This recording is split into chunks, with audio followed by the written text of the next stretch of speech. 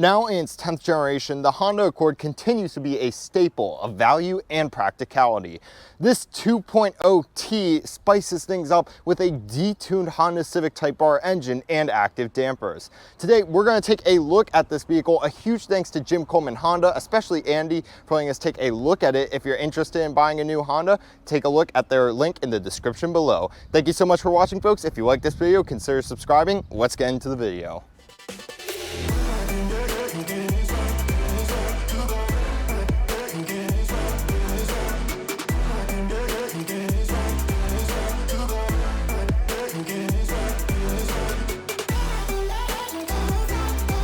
Now let's start talking about the exterior looks. I really love the look of this vehicle. I think this is one of the best looking sedans you can get that isn't a luxury vehicle. You have this really nice LED lighting right here. It is kind of like the Acuras almost. Really love how they're bringing that nice LED lighting down to the Hondas. You have this nice folding down here in the bumper, creates some really dramatic looks, and then your big chrome Honda mustache that we've all come to know and love. Really good looking front fascia. Looking at the side of the vehicle, again, really handsome design, really sophisticated look right here. Let's start with these 19-inch alloy wheels. Really like the two-tone design, nice modern sportiness to them. Also, this being a higher trim with the bigger engine, you're actually getting bigger brakes. So to match that higher horsepower and power in the engine, you're getting more stopping power here. Really good attention to detail by Honda. They're doing this for more than just looks and a trim. They're putting some true performance behind this vehicle. You have some really nice chrome accenting along the bottom and the top, which works really nicely with this obsidian blue paint. It's a really deep blue black. It looks fantastic and plays really nicely with those chrome door handles right there. You do have these power mirrors right here that are also have an LED turn signal indicator in them, and they are heated. Just moving down the side of the vehicle, really nice strong body line coming down here, and your window comes to this little kink. In last year's review of the Accord, I said I did not like this. I am a changed man. I am a fan now. I think this looks actually pretty good. Just a really nice, mature looking vehicle.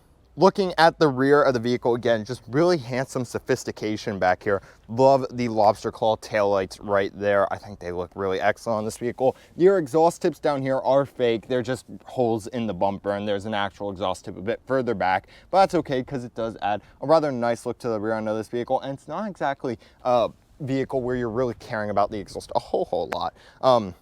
Let's talk about your trunk space, because that's where this vehicle really shines. You got 16.7 cubic feet of trunk space. It can be opened from your key fob. So if we pop it open, you'll see an absolutely massive cargo area right here, all nearly 17 cubic feet. And the seats fold 60-40. You just pull a little lever back here. And once you pull that, you can come around and fold the seat down.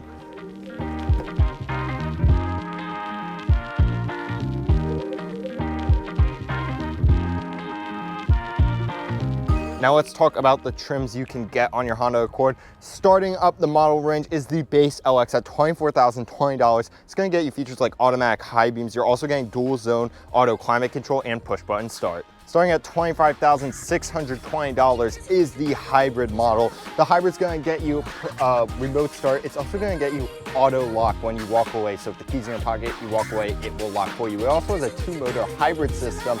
It is important to note that the EX trim and up can also be had in hybrid flavors. At $26,830, the Sport trim is going to get you a 12-way power driver's seat. It's also going to get you the sweet 19-inch alloy wheels and Android Auto and Apple CarPlay. At $27,920, the EX is going to get you blind spot monitoring. You're also getting a one-touch power moonroof and heated front seats. Starting at $30,420, the EXL is going to get you a leather-trimmed interior. You're also getting memory function for your driver's seat and a 450-watt premium audio system. And topping the line is the touring model like we have today, starting at an MSRP of $36,250. It's going to get you features like ventilated seats. You're also getting a wireless phone charger and a heads-up display. Now let's talk about safety. All Honda Accords are coming with Honda Sensing, which is going to include collision and road departure mitigation. You're also getting really advanced features like traffic sign detection. You're also going to get radar cruise control with low-speed follow, and also features like lane keep assist contribute to this vehicle's 5-star safety rating. Under the hood, you will find the 2-liter 4-cylinder turbocharged engine putting out 273 pound-feet of torque and 252 horsepower. Now, you are going to expect around 22 in the city and around 32 on the highway from this engine. There is also a 1.5 turbo available and a hybrid option. This, though, the 2-liter turbo is a detuned version of the Honda Civic Type R engine, so you're getting some good performance out of it.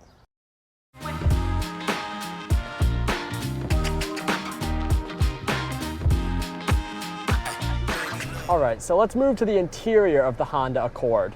You have a lot of really nice materials in here. You have some soft touch on the inside console and on the outside, as well as down by your knee, which is really nice, avoiding your knee bumping into a very hard surface.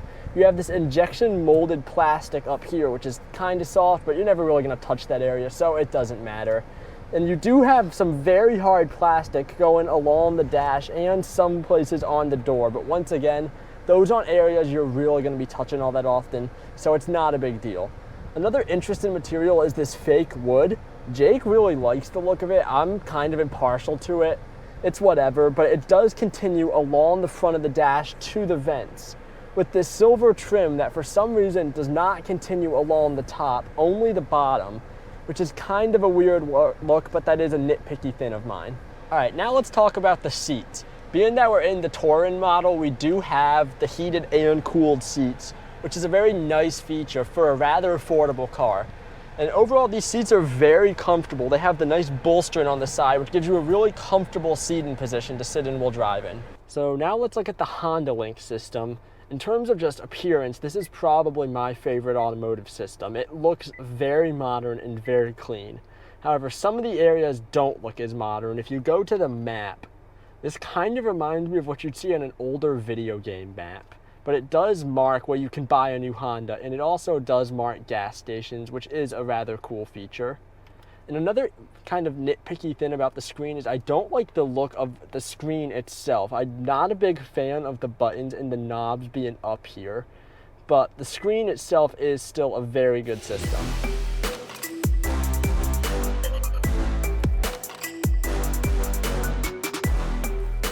Now let's talk about the driver's side screen. This is a very good looking screen, and just looking at it, you might think both of these are digital. However, the one on the left is digital, but the one on the right is analog. They do a very good job using the lighting to mask it and make them both look digital. To navigate this system, you have to go to your steering wheel and press the home button. And then you can use this little knob to change your options and see a whole host of different things that have some very interesting things. Like, for example, driver attention will tell you how awake you are based on how many safety senses you trigger. And since we haven't been driving, it says we're wide awake. That is not true. Overall, it's a very good system, and I think it holds up well against the competition. Now let's talk about the heads-up display. You can see it there, the little 0. It's a very interesting feature that a lot of new cars are starting to have, and to adjust it, down here by the steering wheel, you have the HUD button to turn it off and on, so if you don't want it, you can turn it off. And you can also use these arrows to raise and lower the position, and then you have your brightness gauge over here. Now, let's go over the storage spaces made available in the Accord. Getting into the driver's side, you have your standard storage spaces, your door handles. You have a cup holder-esque space here, as well as another one here, and the little one up here, which is more often going to function as a door handle. Moving to the middle, you have this nice area which has your phone charger, as well as this old cigarette outlet head and the USB head. And it closes with a pretty nice field system. Moving down to your square-shaped cup holders, they're connected in the middle, and they are very good cup holders. They have 2 per cup holder of the little clicky thins, which does mean you can have a different size beverage in these. Moving to this middle console area, it is a very interesting system. It has a lot more resistance than you usually would expect, so you are going to have to put a bit more into pulling it, but it's not crazy. You have your tray in here, which can be moved to the front or the back. It's also removable if you don't need it. And it gives you a decent sized space. It's not too deep, but it is longer. And once again, you do have the outlets in there, which is nice to have. Moving to the back of the Accord, There is not as much storage back here, but there is still pretty decent storage. On the side, you have your cup holder again, as well as the little space, and the same door handle thing as before. Same on the other side, and in the middle, you can pull this down. However, this does not like click into place anywhere, so it just kind of bounces. And it offers two very lackluster square-shaped cup holders, which might not be your greatest option for holding a circular beverage. So getting into the Accord, you do have a keyless entry system. To use that, you stick your hand through the handle, which just unlocks the door. And to lock it, you rub your hand across the buttons, which locks it. Going into the Accord, we'll quickly start it up so we can see everything.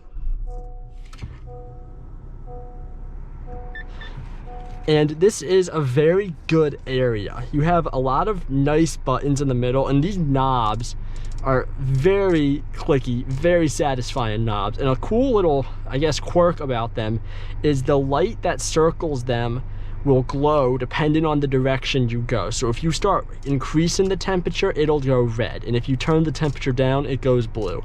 Just a very cool visual feature. Moving down, you do have the buttons to change how you're driving, which is kind of interesting, but I do like it. On the steering wheel, nothing too special. You do have the metal clickers, which is a nice feature and one you might not expect in a Honda. The steering wheel itself is really nothing special. It's not too uncomfortable, but it's not super comfortable. Overall though, this is a very good driver area and definitely one that you could take long road trips in. So let's talk about the back of the Accord. As a passenger, this is a decently pleasant place to be. The seats are comfortable and you do have a good amount of leg room. And this seat is pretty far back, so I would probably have more leg room. This can fit 3 people, however, you would not want to put 3 people back here because there is the bump in the middle, so it would not be comfortable to have 3 passengers back here. In this middle area, you do have the air vents, which can be controlled from back here, but temperature cannot be controlled. But still, it is nice to have the air vents. And also back here, you do have this drop-down thing in the center, which, to be honest, is very lackluster. Even for a more affordable car, it doesn't lock in. The cup holders are very impractical, and it's not a very good system.